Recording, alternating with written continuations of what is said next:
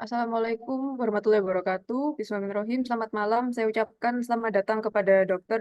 Teddy Abriawan, spesialis bedah saraf konsultan, serta seluruh peserta Neurotrauma Textbook Reading Marathon, Departemen Bedah Saraf RSUD Dr. Sutomo, RSI Jemur Sari, dan RS Universitas Airlangga. Apa kabar semuanya? Semoga sehat selalu. Baiklah, untuk malam ini kita memiliki topik yang khusus, yaitu mengenai neuroradiologi, di mana kita memiliki 3 presenter yang akan membawakan masing-masing jurnal khusus. Yang pertama adalah Dr. Ferdiata Masyifa mengenai relevance of early head CT scan following neurosurgical procedure, an analysis of 892 intracranial procedure at Rush University Medical Center. Lalu yang kedua oleh Dr. Muhammad Dwi Gatot Sugiarto mengenai roles of diagnostic imaging techniques in traumatic brain injury. Dan yang ketiga oleh Dr. Muhammad Rizky Pratama mengenai value of repeat CT brain in mild traumatic brain injury patients with high risk of intracerebral hemorrhage progression. Baiklah, untuk memaksimalkan waktu kepada Dr. Bert, waktu dan screen saya persilahkan. Silakan Dr. Bert. Assalamualaikum warahmatullahi wabarakatuh. Ya, selamat malam, yang terhormat Dr. Teddy Abriawan, spesialis bedah saraf konsultan, selaku yang menginisiasi acara ini, dan Mas dan Mbak dan teman-teman sekalian, izin saya dari stasiun radiologi neurosurgery. Hari ini saya akan membawakan jurnal tentang relevance of early head CT scan following neurosurgical procedure dari analisis 892 intracranial procedure di Rush University Medical Center. Jadi background dari jurnal ini adalah yang pertama, CT scan rutin dari pasca operasi yang sering dilakukan itu menjadi hal yang biasa dilakukan saat ini. Namun asal muasal kebiasaan ini tidak jelas. Begitu pula dengan bukti yang mendukungnya. Nah, kekhawatiran yang signifikan terhadap yang pertama paparan radiasi, kemudian biaya dari pasien itu sendiri atau asuransinya, kemudian dan logistik rumah sakit yang melibatkan CT scan yang berlebihan telah dilakukan dalam 10 tahun terakhir. 10 tahun terakhir. Nah, bukti terbaru yang melibatkan trauma kepala dan indikasi berdasar lainnya menunjukkan bahwa sebagian besar pemilihan CT mungkin sebenarnya tidak perlu dilakukan. Nah, berdasarkan kekhawatiran atas biaya yang tidak perlu dan paparan radiasi, jadi penulis ini berupaya menganalisis praktik kita dalam mendapatkan CT scan pasca operasi early untuk menentukan apakah hal ini mengarah pada deteksi dini komplikasi dan pengobatan. Nah, hipotesis penulis ini adalah bahwa CT scan awal post-op yang dilakukan pada pasien tidak mendeteksi identitas patologis yang memerlukan intervensi bedah darurat.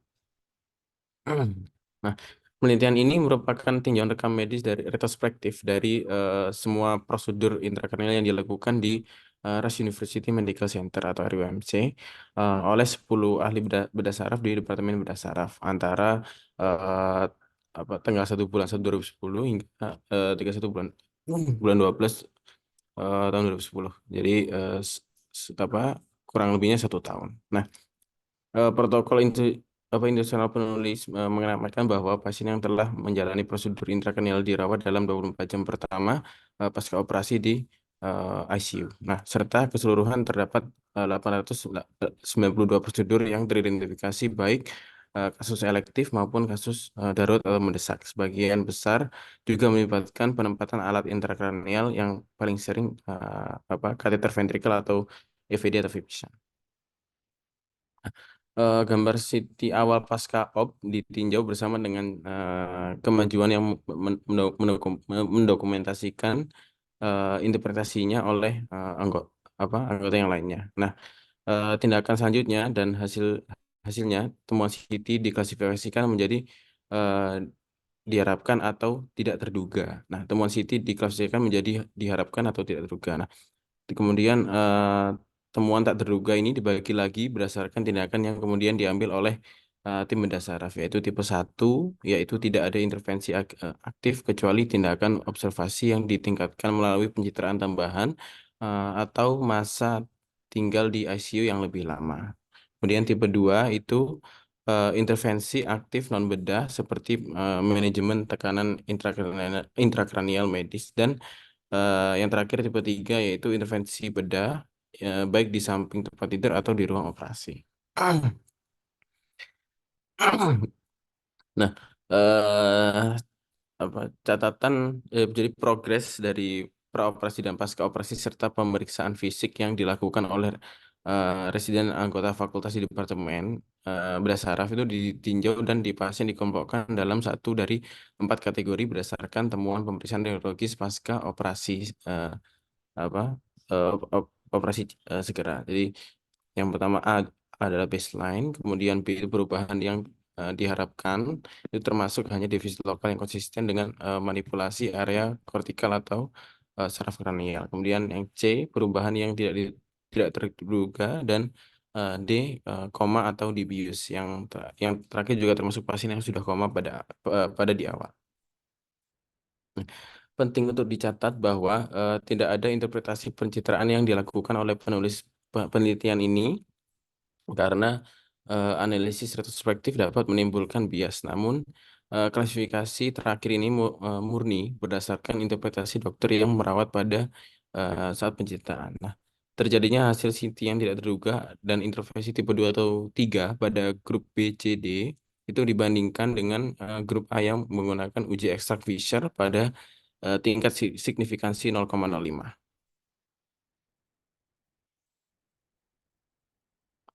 Nah, ini dari demografi dan clinical data di 892 pasien dengan intrakranial prosedur.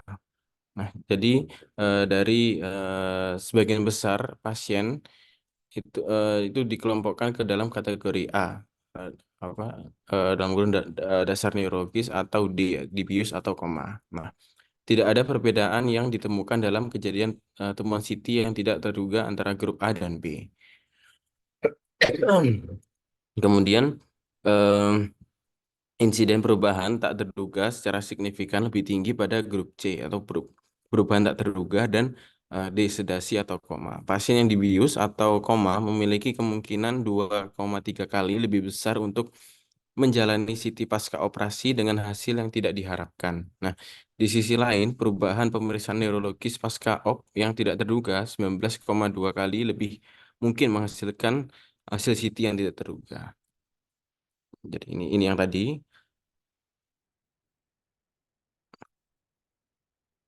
Nah, sekitar 90% pasien di grup A dan grup B mempunyai temuan pasca operasi yang diharapkan pada CT scan. Nah, sebagian besar pasien dengan temuan yang tidak terduga memerlukan perawatan ICU yang lebih lama dan atau pencitraan CT tambahan, namun tidak memerlukan intervensi aktif. Tidak ada pasien di grup A atau B yang memiliki temuan pencitraan yang memerlukan eh, seg- operasi segera. Nah, sedangkan pada kelompok C dan D itu keduanya berisi kasus di mana temuan CT mengharuskan pasien segera kembali ke ruang operasi.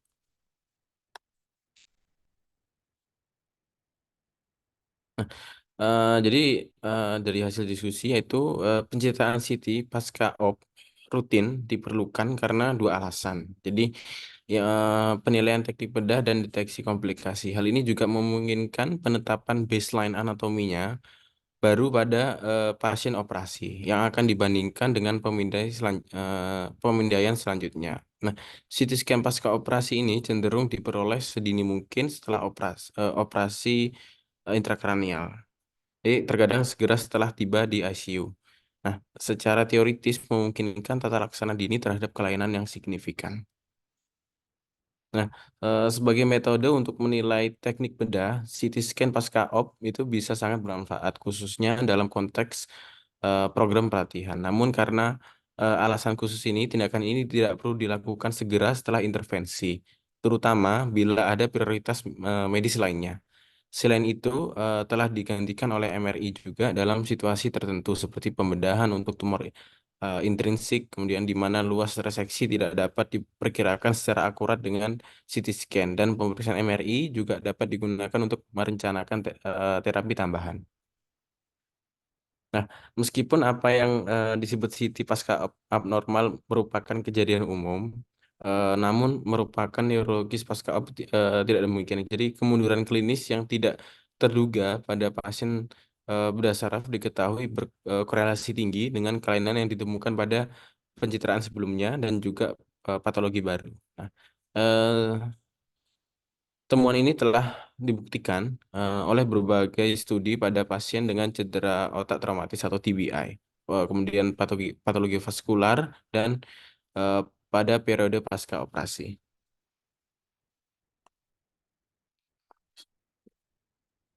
Nah, jadi dari kesimpulannya yaitu CT scan awal pasca operasi yang dilakukan pada pasien sadar ataupun pasien dengan defisit yang diharapkan tidak menghasilkan intervensi bedah darurat sehingga mengkonfirmasi hipotesis penelitian. Nah, di sisi lain, temuan neurologis baru yang tidak terduga seringkali dikaitkan dengan temuan baru yang penting pada CT scan sehingga memerlukan tindakan bedah saraf yang gitu. Nah, oleh karena itu, CT pasca operasi dini tidak diperlukan dalam keadaan Cito pada pasien yang sadar, juga tidak mewakili polis asuransi bagi ahli bedah bahwa semuanya baik-baik saja pasca operasi. Nah, pemeriksaan fisik yang baik dan teliti sekali lagi merupakan hal penting dalam perawatan pasien bedah saraf, terutama pasca operasi. Oke, Oke, sekian dari presentasi saya. Mohon maaf jika ada kurangnya. Wassalamualaikum warahmatullahi wabarakatuh. Waalaikumsalam warahmatullahi wabarakatuh. Terima kasih kepada Dr. Pert. Selanjutnya kita ke pembaca kedua yaitu Dr. Gatot dengan judul Roles of Diagnostic Imaging Techniques in Traumatic Brain Injury. Oh, ya, kepada Dr. Gatot waktu dan screen kami persilahkan. Baik, terima kasih Dokter Vira. Yang terhormat Dr. Teddy Apriawan, spesialis bedah saraf, yang kami hormati juga dokter sekalian yang telah hadir pada acara Neurotrauma Test Reading. Memang acara ini acara yang bagus sekali ya. Izin kami mulai share screen.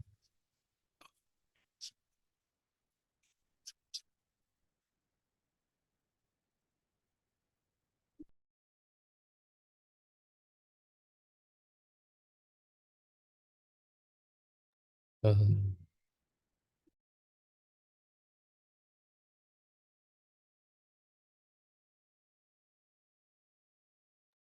Mohon maaf Dokter Vira, apakah sudah tampak? Ya, tampak dengan jelas. Oke, izin kami mulai. Baik, kita akan membahas tentang peran diagnostic imaging teknik pada traumatic brain injury. Kita ketahui bahwa trauma brain injury itu merupakan suatu eh, hal yang paling umum dan paling sering kita temui, terutama di IGD. Berdasarkan data juga setiap tahun sekitar 69 juta di dunia orang mengalami TBI ini. Dan rata-rata dikelompokkan menjadi 3 kelompok usia. Usia muda sekitar 0 sampai 4 tahun, dan usia remaja sampai dewasa muda sekitar 15-24 tahun, atau bahkan pada usia yang lebih tua lebih dari 65 tahun. Nah, biasanya TBI itu paling sering disebabkan oleh dua mekanisme kejadian. Yang pertama ialah jatuh dari motor atau terjadi laka lantas atau kecelakaan daripada kendaraan. Nah, meskipun kejadian TBI itu cukup tinggi, namun angka kematiannya pun sebenarnya tidak terlalu tinggi. Namun yang mungkin paling sering disertai dari kejadian TBI yaitu adanya disability yang mungkin akan berlanjut setelah penanganan. Nah, secara kasus ini berdasarkan penelitian itu angka dari kejadian baik itu di USA, Kanada, Europe, sebagian besar mengalami sekitar 90% ke atas kecelakaan itu selalu mengalami traumatic brain injury. Nah, pada TBI sendiri itu dibagi menjadi primer dan secondary brain damage yang akan kita bahas nanti. Pada traumatic brain injury yang mengalami traumatic primer itu menyebabkan efek akibat dari hantaman atau benturan atau suatu gaya yang menyebabkan tulang daripada tempurung kepala, kemudian jaringan otak, pembuluh darah, dan saluran limfe itu menjadi terganggu. Nah, kelainan primer ini biasanya menyebabkan kerusakan pada sel yang menyebabkan suatu proses kerusakan pada otak itu sendiri. Nah, trauma pada kepala itu menyebabkan kerusakan primer khususnya pada membran sel saraf, struktur daripada white matter, vas pembuluh darah, dan juga bisa memicu secondary damage. Salah satunya adalah stres metabolik dan juga kelainan elektrolit yang bisa muncul. Pada jurnal ini kita akan membahas tentang peran imaging teknik yang mungkin bisa kita lakukan dan saran-saran advice apa saja yang bisa kita periksakan pada kasus-kasus traumatic brain injury. Nah, modalitas daripada imaging yang sering kita gunakan itu yang pertama yang paling sederhana pasti skala foto. Yang kedua adalah CT scan. Nah, CT scan ini memberikan suatu manfaat yang jauh lebih besar dibandingkan skala foto karena dia bisa memudahkan untuk kita mengidentifikasi akibat serangan akut dari benturan atau gaya yang terpapar pada kepala khususnya. Dan ini dan paling sering kita selain melihat daripada struktur tulangnya itu sering melihat adanya perdarahan baik itu intraaksial maupun ekstraaksial. Nah, adapun juga pemeriksaan yang lebih advance itu kita bisa menggunakan magnetic resonance imaging. Namun magnetic resonance imaging itu lebih spesifik atau lebih bermanfaat untuk melihat struktur jaringan daripada otak yang memang mengalami trauma, namun tidak menunjukkan suatu gambaran kelainan yang khas seperti perdarahan ataupun patah tulang pada hasil CT scan, seperti kejadian pada diffuse axonal injury. Nah, yang pertama paling sering kita temukan adalah extradural hemorrhage atau EDH atau epidural hemorrhage ya. Nah, ini paling sering disebabkan oleh adanya trauma pada arteri meningeal media yang memang paling sering juga disebabkan oleh tempat patahnya tulang daripada tempurung kepala yang sering menyebabkan perdarahan EDH. Nah, letak daripada EDH itu perdarahan yang mengisi spasium ekstradural antara outer layer dari dura atau endosteal layer dan juga bagian dari tempurung kepala sisi dalam. Nah, secara klinis biasanya kita temukan adanya lucid interval jika kejadian pada temporoparietal junction. Nah, bentuk daripada EDH sendiri secara radiologis itu tanpa bentukan lentiform atau biconvex yang tidak melewati dari batas sutura.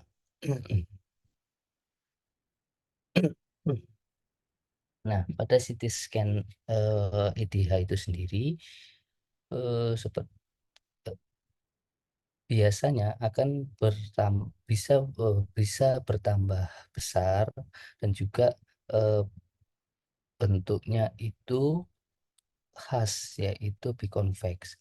Dan juga efek daripada adanya perdarahan atau clot perdarahan di epidural itu bisa menyebabkan midline shift atau penekanan yang bisa menyebabkan herniasi baik subvalsin ataupun unkal yang mungkin bisa terjadi. Nah, pada saat perdarahan akut juga pada gambaran CT scan kita bisa tampak non-clot fresh blood, atau kita juga bisa melihat suatu tanda yang disebut dengan Swirl sign dengan gambaran adanya hipodensitas di dalam gambaran clot yang eh, hyperdens. Dan ini menunjukkan bahwa suatu perdarahan yang aktif yang mungkin kita harus segera lakukan suatu tindakan. Untuk pemberian kontras pada kasus-kasus EDH ini sebenarnya jarang dilakukan. Namun kalaupun dilakukan sebenarnya kita untuk melihat peripheral enhancement mungkin oleh adanya granulasi atau neurovaskularisasi pada kronik EDH. Pada kasus-kasus akut kita jarang sekali melihat. Nah, pada gambaran yang sudah tampak di sini kita bisa melihat di sisi kiri ada bone window dan di sebelah kanan ada brain window. Pada bone window kita bisa melihat adanya fraktur linear yang bisa dilihat pada sisi tanda panah ini yang mungkin menyebabkan perdarahan di bawah di di epidural, maaf, dan menyebabkan bentuknya khas yaitu bentuk lentiform atau biconvex dan dia tidak melewati daripada sutura. Di sini ada sutura, sini juga ada sutura. Seringkali dia tidak akan melewati sutura, berbeda dengan subdural hemorrhage. Dia bisa melewati sutura namun dia tidak bisa melewati daripada lipatan dura. Nah, pada gambaran MRI itu bisa tampak biasanya pada kasus-kasus yang kronis adanya hypointense line pada T1 dan T2 sequence, dan juga pada akut EDH bisa tampak isointense pada gambaran T1 dan juga hypo to hyperintense pada T2 sequence. Pada early subakut EDH bisa tampak hypointense pada T2 dan juga pada late subakut atau kronik EDH tampak hyperintens pada T1 dan T2 sequence. Pada MRI ini kita bisa melihat pada kasus kronis mungkin sudah terbentuk suatu septa-septa. Nah, angiografi pada kasus EDH ini jarang dilakukan. Biasanya kita lebih cenderung pada kasus akut kita akan langsung melakukan suatu tindakan surgical untuk menangani kasus tersebut. Kita lanjut kepada materi yang kedua yaitu subdural hemorrhage. Ini juga merupakan kasus yang cukup sering, biasanya disebabkan oleh robekan pada bridging vein. Nah, perdarahan pada subdural space ini lebih mengisi daripada potensial space yang terletak di bawah subdural, sehingga seperti yang saya sampaikan tadi dia bisa melewati sutura, tapi dia tidak bisa melewati lipatan daripada dura. Bentuknya bisa disebut dengan konkavo convex, sehingga inner marginnya berbentuk konkav, sedangkan outer marginnya berbentuk convex mengikuti bentuk daripada tempurung kepala. Nah, gambaran seperti yang ada di layar ini subdural hemorrhage biasa juga disebut adanya dengan komasif STH, itu STH yang terletak di sepanjang vaks cerebri memanjang sampai tentorium cerebelli. Kronik SDH atau juga bisa dianggap sebagai subdural hygroma jika terdapat gambaran bilateral hypodens cerebral spinal fluid density, jadi mirip densitasnya yang berbentuk crescentic.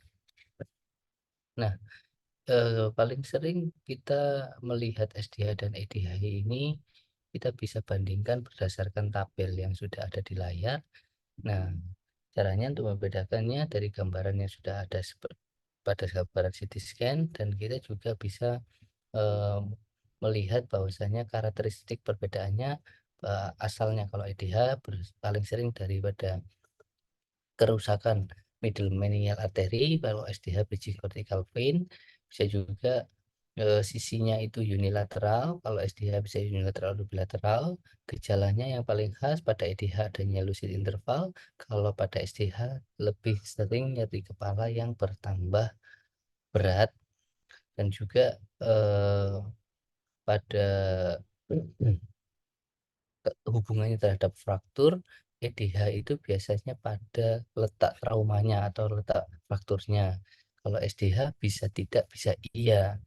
Kemudian lebih cenderung tidak berhubungan dengan letak fraktur daripada tulangnya. Kemudian batasan daripada gambaran atau bekuan darahnya itu kalau EDH batasnya adalah sutura, kalau SDH lipatan dura. Bentuknya biconvex, kalau SDH konkavek atau crescentrik, atau pada operasinya sendiri biasanya pada EDH sering langsung dilakukan, kalau SDH berdasarkan status neurologis, efek massa, dan juga midline shift. Kemudian yang ketiga adanya subarachnoid hemorrhage. Nah, subarachnoid hemorrhage ini juga cukup sering muncul biasanya tanpa adanya bentukan darah pada basal cisterna atau spasium sulcus, biasanya mengisi antara sulcus dan gyrus. Nah, ini disebabkan oleh adanya gangguan atau robekan pada pembuluh darah vial. Ada gambaran CT scan biasanya mengisi daripada antara sulcus dan juga pada sering juga di daerah cisterna atau di daerah viscera sylvian atau interpedicular system. Pada MRI itu pada fase akut jarang bisa terlihat. Kalau pada CT flare mungkin kita bisa melihat sulcus hyperintensity. Nah, gambarannya seperti ini. Jadi dia mengisi sulcus dan gyrus di antara sulcus dan gyrus. Oke, kita lanjutkan pada parenchymal contusion.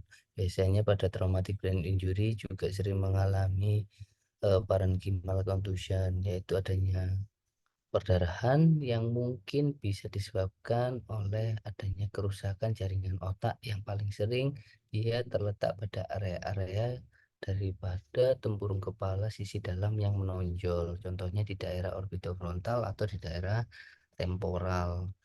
Nah, bisa juga diikuti oleh hipodensitas yang melingkupi daripada densitas darah atau disebut dengan periplate edema atau perifocal edema.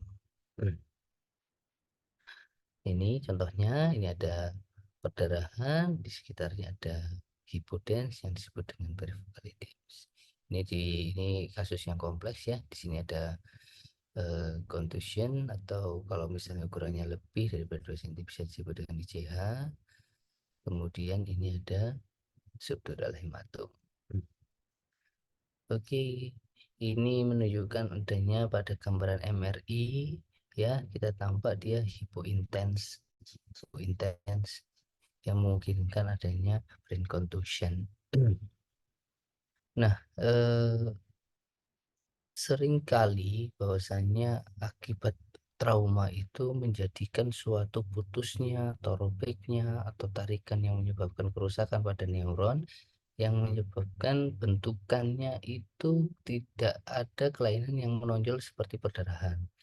Jadi biasanya hanya ditandai adanya bercak hyperdense pada batas antara gray matter dan white matter atau terletak pada corpus callosum atau dorsolateral brainstem dan tidak ditemukan adanya kelainan perdarahan seperti pada EDH, SDH maupun contusio atau ICH. Nah, ini sering kita curigai dengan klinis yang jelek, maka kita lebih mengarah ke DAI.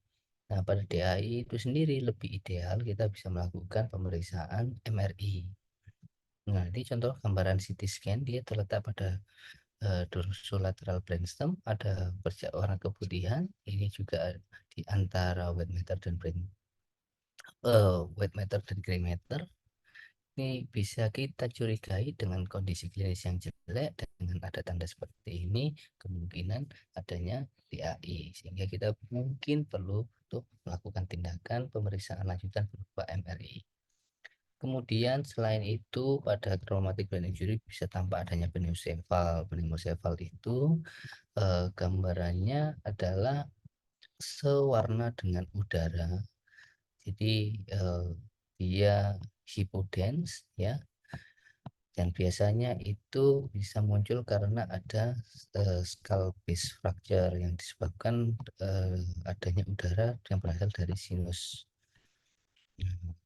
Kalau pada jurnal ini biasanya disebut dengan Mount Fuji sign yang menunjukkan adanya area yang berbeda atau yang terpisah, sehingga yang paling atas tampak lebih gelap yang mengisikan suatu udara, dan juga di bawahnya eh, mungkin ada gambaran yang tidak sewarna dengan udara sehingga bentuknya seperti Gunung Fuji. Jadi bukan berarti gambaran Gunung Fuji menunjukkan suatu gambaran yang khas seperti bentukan Gunung Fuji, tidak. Ini hanya suatu istilah saja yang menunjukkan bahwasanya ada perbedaan yang menunjukkan adanya hypodens warna dengan udara, seperti pada sinus frontal ini contohnya, yang menunjukkan ini suatu pneumocefal. Nah, ini pada brain window-nya kita lihat tanpa adanya fraktur pada anterior dan posterior wall daripada sinus frontal. Kemudian juga pada TBI itu sering kita lihat adanya patah tulang pada tempurung kepala.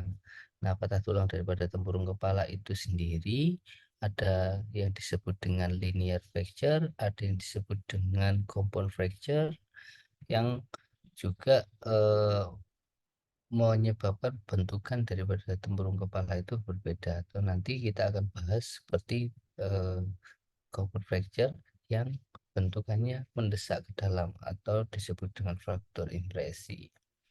Nah, pada fraktur linear itu sendiri seringkali dia berbentuk suatu garis yang tipis yang tidak menyebabkan adanya pergeseran daripada tulang, fragmen tulang yang patah.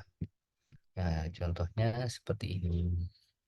Ini tampak pada CT scan bone window, tampak ada suatu diskontinuitas tulang, juga adanya diskontinuitas tulang. Pada gambaran 3D recon tampak adanya diskontinuitas tulang, yang mungkin paling sering dengan adanya linear fracture dan bekas trauma di situ. Di bawahnya sering juga diikuti oleh epidural hemorrhage. Kemudian yang kedua adalah depressed fracture. Depressed fracture itu sendiri biasa disebut dengan signature fracture. Kenapa disebut signature fracture? Biasanya dia mengikuti bentukan dari trauma yang menyebabkan benturan. Contoh misalnya dipukul oleh palu di bagian kepala, sehingga bentukannya akan menyerupai tekanan daripada bentukan palu itu sendiri. Yang pastinya kalau adanya depressed fracture, jelas frakturnya tidak sebagai satu garis fraktur, tapi ada beberapa garis fraktur yang terjadi. Nah, seperti ini. Nah, ini gambaran dari recon ya. Jadi adanya multiple fracture line. Kemudian adanya community fracture, yaitu biasanya terjadi pada kejadian yang trauma jatuh dari ketinggian atau terlempar atau terkena suatu pukulan benda yang keras dan juga memiliki daya hantaman yang kuat.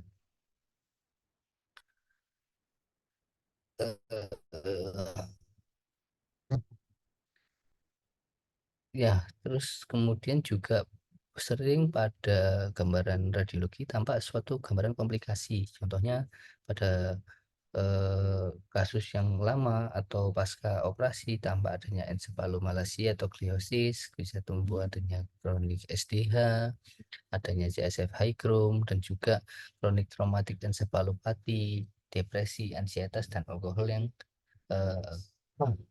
menimbulkan suatu gambaran klinis yang berbeda dan gambaran radiologis yang juga khas.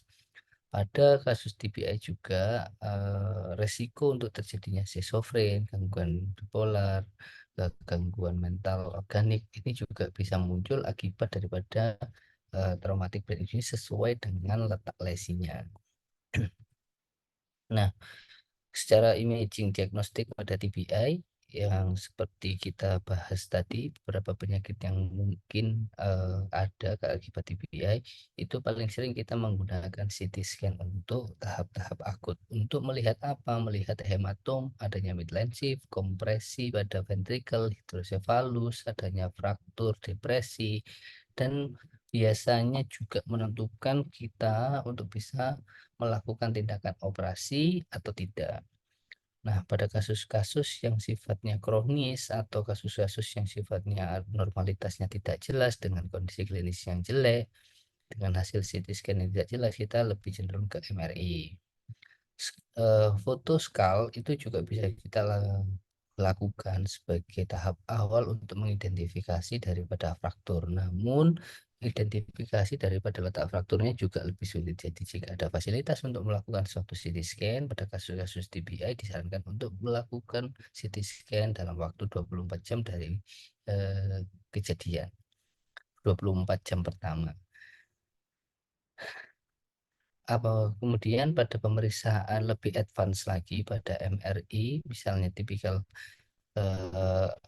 MRI protokol bisa melakukan T1 weighted sagittal image coronal fluid attenuated version recovery atau FLAIR image, T2 weighted axial image coronal atau disebut Gray, dan SWI image itu bisa kita lakukan. Namun sebenarnya pemeriksaan seperti ini jika untuk fase akut dan juga butuh tindakan segera mungkin bisa diabaikan dulu.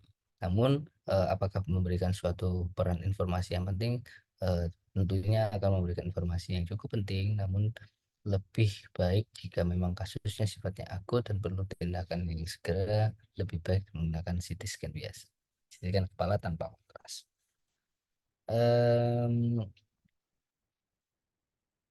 Peran daripada imaging untuk menentukan daripada kelainan dan juga outcome-nya. Nah, sering pada penelitian ini disampaikan pada pemeriksaan menggunakan CT scan itu sering kita juga mempertimbangkan apakah menimbulkan suatu efek radiologis, dalam arti ini ada efek radiasi khususnya pada anak-anak.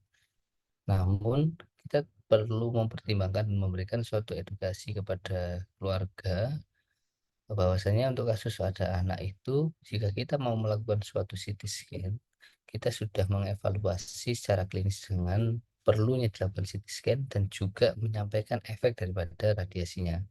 Jika efek yang dilakukan daripada CT scan itu jauh lebih memberikan manfaat dibandingkan dengan efek akibat radiasi, maka kita perlu jelaskan kepada keluarga. Di era zaman yang saat ini, masyarakat sudah mulai mengetahui dan mulai pintar untuk menentukan suatu pilihan, maka kita perlu menyampaikan hal-hal tersebut. Nah, pada peran imaging pada ini dibagi menjadi suatu 3 dari penelitian ini untuk memudahkan suatu dokter, seorang dokter untuk menentukan suatu tindakan berdasarkan New Orleans Criteria, Canadian Head CT Rule atau CCHR dan CT Head Injury. Nah, ini dibandingkan berdasarkan clinical symptom dan faktor risiko meliputi usia, rasa sakitnya, efek yang ditimbulkan dari trauma seperti mual, muntah akibat daripada intoksikasi atau amnesia atau adanya kejang, dan sekilas tampak adanya secara klinis fraktur dan penilaian GCS. Dan ini dikelompokkan dalam tabel ini. Nah, pada tabel ini kita bisa melihat berdasarkan New Orleans Criteria adanya nyeri kepala, muntah, post traumatic seizure, intoksikasi, persisten antrograde amnesia, jika lebih dari usia 60 tahun, adanya tampak suatu gambaran fraktur, kontusio, tanda-tanda fraktur maksilofasial, adanya bengkak di daerah wajah, gangguan PCS, Ini dibandingkan juga berdasarkan mekanisme injurinya antara jalan kaki atau menggunakan kendaraan, terlempar atau tidak menggunakan kendaraan, jatuh dari ketinggian, kemudian hilangnya kesadaran dan defisit neurologis dan pemberian terapi antikoagulan. Dibandingkan berdasarkan 3 ini yang memberikan suatu penilaian untuk kita menentukan akan dilakukan rencana CT scan dan menentukan apakah ini perlu tindakan atau tidak. Kriteria pada New Orleans dan CCHR ini memberikan suatu manfaat atau tolak ukur yang jauh lebih tinggi untuk mendukung kita melakukan suatu tindakan CT scan dibandingkan dengan chip. Dan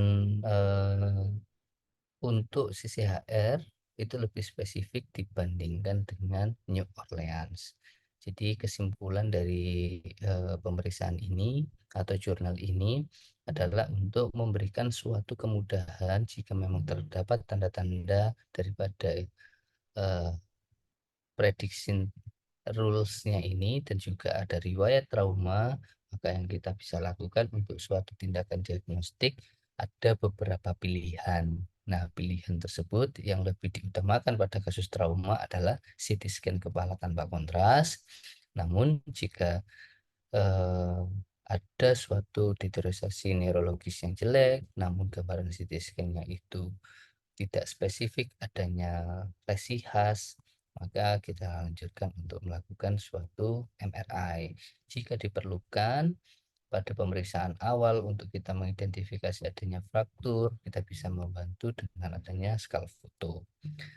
Nah, mungkin itu yang bisa kita sampaikan. Kami kembalikan ke host. Terima kasih.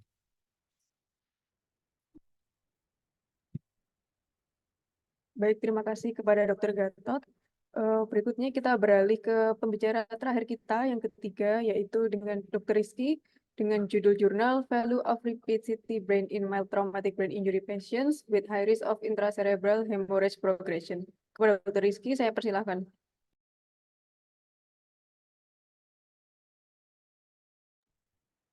Baik, terima kasih kepada host Dr. Vira.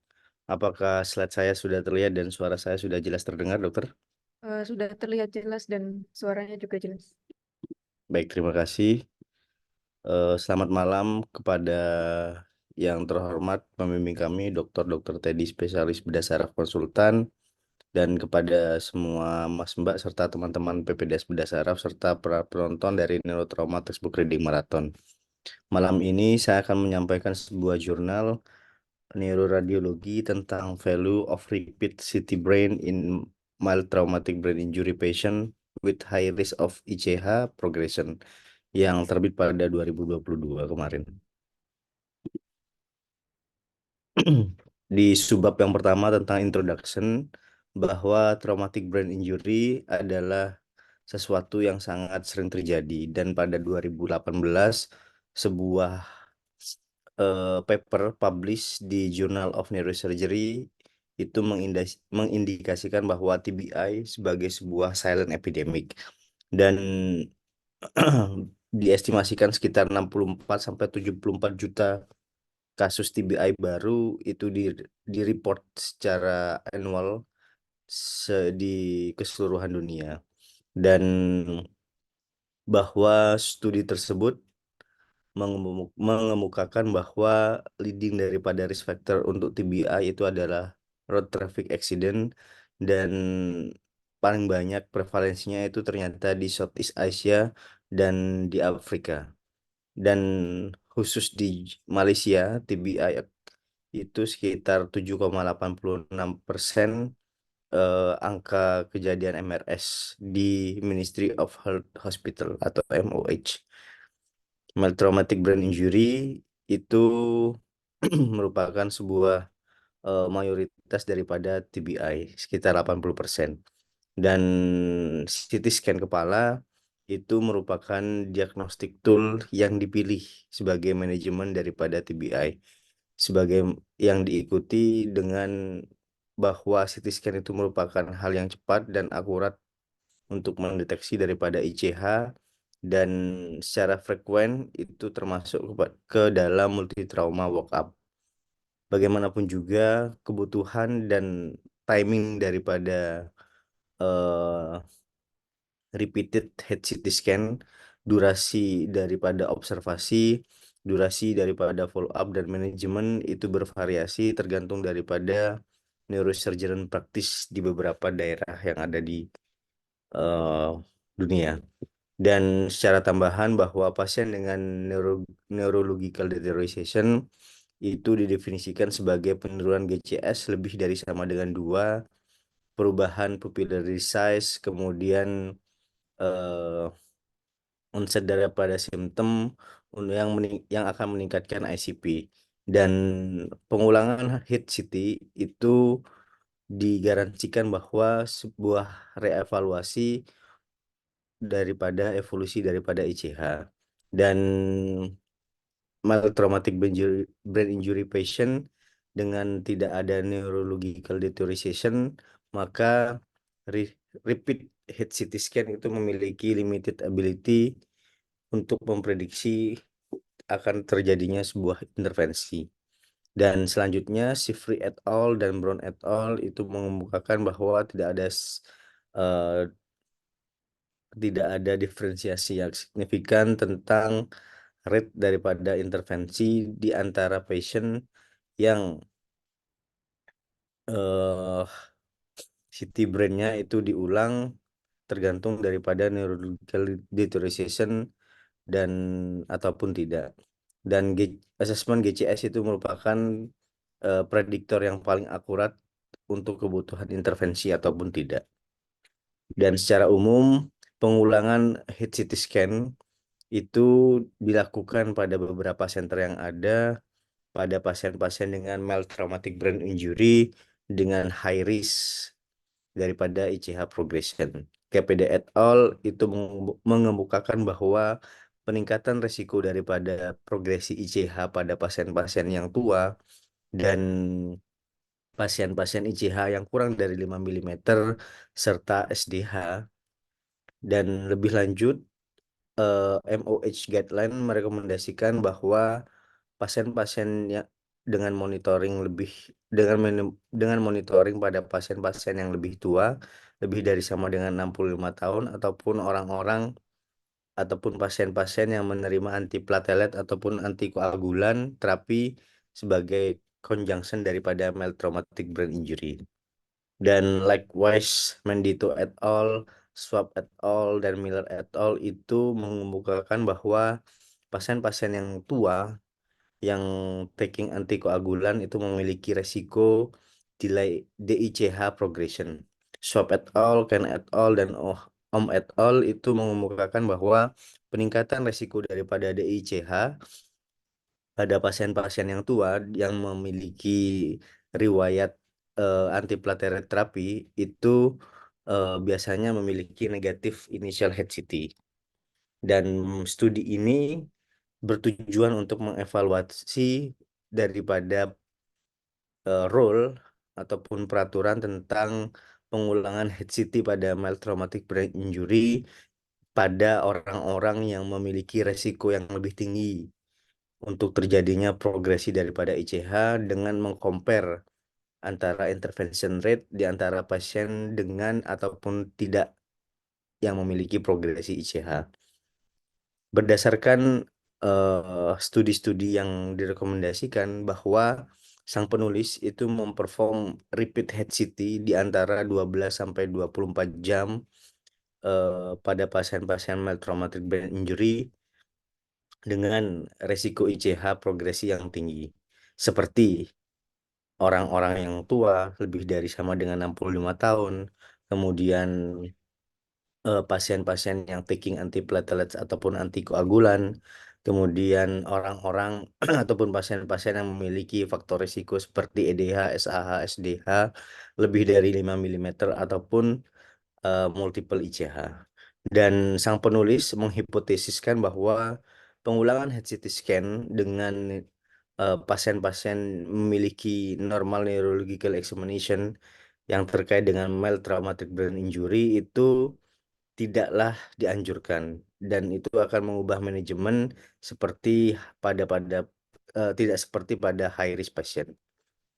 Kemudian National Medical Research and Ethics Committee itu mengapprove tentang cohort study dan National University of Malaysia juga mengapprove etiknya. Dan pada studi kali ini konsekutif samplingnya itu dengan menggunakan sampel mild TBI dengan GCS 13-15 dan ICH yang di-refer ke level 2 trauma center yaitu Hospital Tengku Ampuan Rahimah. Dan data yang dikoleksi selama 11 bulan yaitu November 2019 hingga Desember 2020. Dan sebanyak 192 pasien itu diseleksi menggunakan Pike and Smith formula. Dan mild traumatic injury itu didefinisikan sebagai pasien-pasien yang memiliki GCS score di antara 13 sampai 15 dengan diikuti dengan penurunan level kesadaran, kemudian retrograde anamnesia, headache, vomiting, dan dizziness. Dan itu diidentifikasikan memerlukan konsultasi terhadap neurosurgeon. Kriteria eksklusi itu seperti yang pertama adalah pasien-pasien yang meninggal saat akan dilakukan CT scan. Kemudian yang kedua adalah pasien yang dilakukan surgery terkait dengan temuan daripada CT scan yang pertama seperti EDH dengan volume lebih dari sama dengan 30 cc, kemudian SDH yang memiliki ketebalan lebih dari sama dengan 1,5 cc dan adanya edema cerebri ataupun midline shift.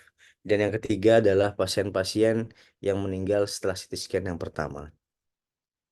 Berdasarkan daripada primary outcome, kita mengcompare antara rate intervensi daripada mild TBI pada pasien-pasien dengan progresi daripada ICH terhadap pengulangan CT scan dan tidak. Kemudian secondary outcome-nya termasuk pada readmission rate daripada MTBI patient dan resiko-resiko terkait dengan deteriorasi neurological pada pasien-pasien dengan ICH progression dan yang tidak. Studi protokolnya bahwa studi protokol ini menggunakan Canadian City Head Rule sebagai pedomannya, kemudian variabel yang di-collect itu seperti umur, gender, mechanism of injury, GCS score, dan pada beberapa pasien. Dan tipe serta lokasi serta jumlah daripada ICH juga dituliskan pada protokol studi kali ini. Dan ini adalah flowchart daripada penelitian kali ini bahwa yang paling atas dengan mild traumatic brain injury dengan ICH, kemudian risk of bleeding expansion ataupun evolution yaitu seperti usia lebih dari 65 tahun, kemudian taking antiplatelet ataupun antikoagulan, koagulopati, kemudian EDH, SDH, dan conditional bleeding lebih dari sama dengan 5 mm ataupun multiple intracranial rebleed. Kemudian dia akan dilakukan repeated CT scan pada 12 sampai 24 jam, kemudian terbagi menjadi dua, yaitu lesion dengan progression secara radiologi.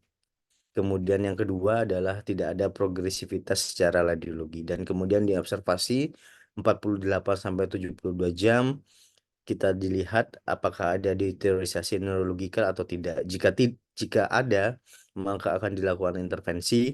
Jika tidak ada, maka dilakukan discharge dan akan terjadi follow up ataupun phone call setelah 1 bulan. Kemudian statistical analysis yang menggunakan SPSS versi 21.0. Kemudian setelah pengumpulan data termasuk intervensi, kemudian neurological deterioration selama admission, kemudian readmission rate, kemudian descriptive analysis, serta performa daripada information dan baseline ICH pada initial head CT scan. Dan sang penulis mengeksamin asosiasi daripada progresivitas daripada ICH terhadap rate intervention, kemudian deteriorisasi status neurological selama perawatan, dan rate readmission menggunakan C-square test dengan Yates correction, dan statistical significant itu didefinisikan sebagai P kurang dari 0,05 untuk semua comparison. Kemudian perspektif cohort study ini dilakukan pada November 2019 hingga Desember 2020 dan approved by National Medical Research and Ethics Committee dengan approval code-nya seperti yang ada di slide, dan juga di-approve dari National University of Malaysia Research Ethics Committee dengan approval code-nya yang ada di slide. Kemudian dari hasilnya bahwa selama 11 bulan studi sebanyak 192 pasien yang mengalami MTBI dan positif initial head CT.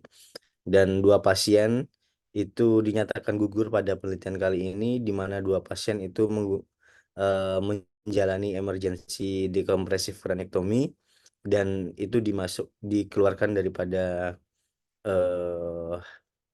included patient, dan 1 pasien itu mengalami meninggal sebelum melakukan repeated head CT scan, dan itu juga di-exclude. Sehingga tersisa 189 pasien yang menjalani repeated head CT scan dengan umur antara 16 sampai 101 tahun, dan mean age-nya adalah 45,4 tahun. Dan initial GCS-nya antara 13 sampai 15. Setelah dilakukan repeated head CT scan, 34 pasien ataupun sekitar 18% itu diidentifikasikan memiliki progresivitas ICH. Kemudian pada populasi studi kali ini, repeated head CT scan itu dilakukan pada 12 sampai 24 jam pasien-pasien dengan high risk ICH progression. Kemudian included study pada elderly, yaitu lebih dari 65 tahun. Kemudian patient taking antiplatelet and antikoagulan, pasien yang memiliki initial head CT yang reveal EDH, conditional bleed, SDH lebih dari 5 mm, kemudian multiple ICH. Sebanyak 29,6% atau sekitar 56 populasi itu merupakan pasien-pasien yang lebih tua pada 65 tahun, dan sekitar 13,2% itu pasien-pasien yang taking antiplatelet medication. Karakteristik demografi itu ditampilkan pada tabel yang pertama yang akan kita jelaskan nanti, dan sang penulis itu melakukan Levens test untuk mendeterminasi populasi varians daripada masing-masing grup.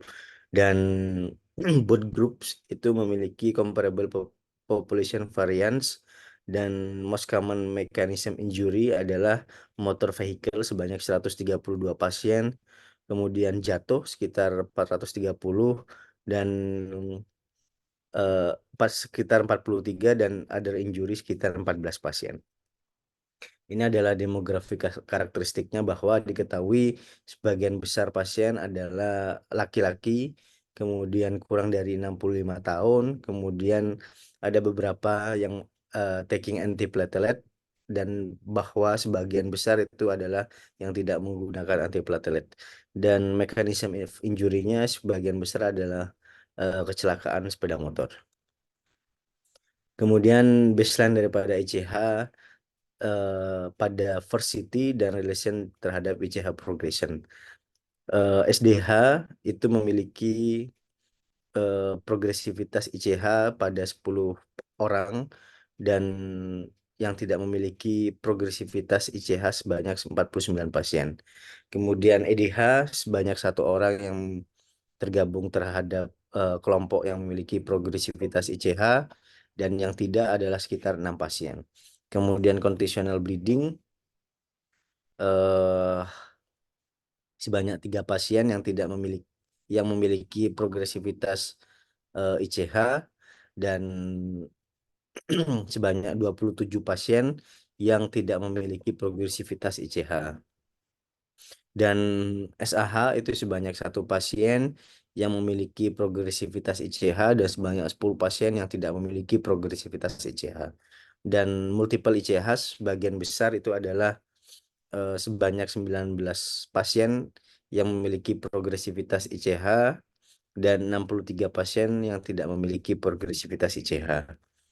Dan tabel 3 itu mereveal tentang interventionnya bahwa sebanyak 1 pasien itu memiliki yang dikategorikan terhadap ICH progression itu dilakukan intervensi, dan sebanyak 33 pasien lainnya itu tidak dilakukan intervensi.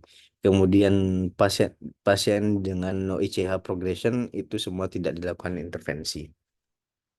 Kemudian tabel 4 yaitu tentang timing first city brain relation to ICH progression schedule pada repeat city brain. Sebanyak 15 pasien dengan ICH progression itu dilakukan first city brain dalam 6 jam pertama, dan 22 pasien dilakukan setelah 6 jam. Kemudian pada pasien-pasien dengan no ICH progression sebanyak 58 pasien yang dilakukan first city brain pada 6 jam pertama dan 97 lainnya setelah 6 jam. Kemudian pada tabel 6 tentang readmission patient, tentang number of readmission pada ICH progression sebanyak 2 pasien dan 32 lainnya tidak dilakukan readmission. Kemudian 6 pasien dengan no ICH progression ternyata memiliki angka kejadian readmission yang tinggi, dan 147 lainnya itu tidak readmission. Kemudian subbab discussion bahwa multiple prospective study mengkonklusifkan, mendemonstrasikan bahwa performing dari hit CT scan pada mild traumatic brain injury pasien itu merupakan sebuah standar pada saat ini. Dan pada systematic review dan meta analisis yang dilakukan oleh Relgi et al. Itu mengemukakan bahwa utilisasi daripada repeated head CT scan pada MTBI tanpa neurological deterioration itu tidak bisa dibuktikan. Rosen et al., Almenawar et al., Wong et al., dan Sin et al. Itu mengemukakan bahwa repeated head CT scan itu memiliki advantages yang sangatlah besar pada pasien-pasien dengan high risk of ICH progression, dan itu juga terbukti pada absennya pada deteriorisasi neurological status. Kemudian KPD et al. Itu mengumpulkan bahwa older age dengan initial volume hemorrhage, SDH, dan mechanism of trauma itu semua berasosiasi terhadap peningkatan resiko daripada progresivitas ICH. Dan pada studi kali ini repeated head CT scan itu dilakukan pada pasien-pasien dengan ICH progression yang lebih tinggi. Pasien-pasien dengan umur yang lebih daripada 65 tahun, kemudian taking long term antiplatelet and antikoagulan, kemudian memiliki EDH, SAH, dan SDH lebih daripada 50 meter dan multiple ICH. Prospective cohort study itu mengemukakan bahwa level 2 trauma center hospital Tengku Ampuan Rahimah itu merupakan 2 terbesar number of trauma cases in Malaysia. Dan sang penulis mendemonstrasikan bahwa repeated head CT scan itu memiliki limitasi pada pasien-pasien dengan yang tidak disertai deteriorisasi neurological dan pada pasien-pasien dengan high risk ICH progression. Sebagai tambahan, sang penulis memproduce identical data outcome pada beberapa studi lainnya. Sebanyak 17,9% pasien-pasien yang mengalami progresivitas pada ICH itu dilakukan schedule repeated head CT scan, dan tidak ditemukan statistical significance dibandingkan dengan tentang neurosurgical intervention rate pada pasien-pasien dengan progresivitas ICH yang dilakukan schedule hit CT scan dan yang tidak. Dan pada pasien-pasien tanpa deteriorasi neurological dan pasien-pasien yang mengalami hit CT scan repeated itu tidak ada diagnostic value ketika dilakukan secara rutin. Pada studi kali ini satu pasien itu menggunakan long term aspirin sehingga dilakukan intervensi surgical, dan pada 34 pasien dengan ICH progression. 72 tahun pasien itu memiliki deteriorasi neurological status, tapi pada hit CT scan repeatednya itu tidak menghasilkan pembesaran daripada SDH dengan midline shift. Dan beberapa studi mengemukakan bahwa pasien dengan antikoagulan dan antiplatelet itu akan terjadi delay di ICH. Dan pada subanalisis mengemukakan bahwa tidak ada hubungan antara penggunaan platelet dan progresivitas daripada ICH. Dan result kali ini mengemukakan tentang observational study tentang Boma et al. Pada pasien-pasien pada 1% elderly pasien yang mengalami DICH tanpa significant neurological deterioration status. Studi kali ini mengkandak bahwa populasi dengan initial hit CT scan tidak ada ICH. Pada studi kali ini juga menghasilkan secondary outcome, bahwa data mendemonstrasikan pasien-pasien dengan ICH progression itu tidak memiliki resiko peningkatan neurological deterioration selama perawatan dibandingkan yang tidak memiliki progresivitas ICH, yaitu sekitar 5,9% dibandingkan 5,2%. Secara simultan, pasien-pasien dengan progresivitas ICH juga tidak memiliki higher rate of readmission pada pasien-pasien, yaitu P-nya 0,9, 5,9% dibandingkan 3,9%. Gerard et al. Mereport bahwa small ICH itu bisa mengekspand menjadi lebih besar pada beberapa jam kemudian, tergantung daripada absence daripada tamponade effect pada bleeding vessel pressure-nya. Kemudian mild traumatic brain injury patient secara tipikal itu akan berhenti selama 36 jam perawatan bleedingnya karena homeostasis melalui trombosis. Kemudian jika ICH progression itu timbul secara inisial, maka tidak diperlukan surgical intervention. Limitasi yang ada bahwa studi kali ini hanya single center, prospektif, non-randomized observational study, dan sampel size-nya juga termasuk kecil dan di-collect pada single institution. Kemudian yang kedua bahwa long term follow up itu harus dimonitor pada outcome pasien, dan studi itu dikualifikasikan pada beberapa staff untuk neurological examination statusnya pada level 2 trauma center.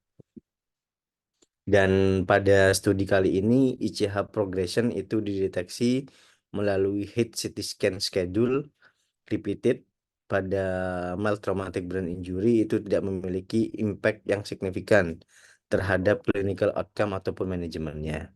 Dan tidak ada perbedaan yang berarti antara intervensi dan readmission rate di antara mild traumatic brain injury dengan ataupun yang tidak memiliki progresivitas ICH.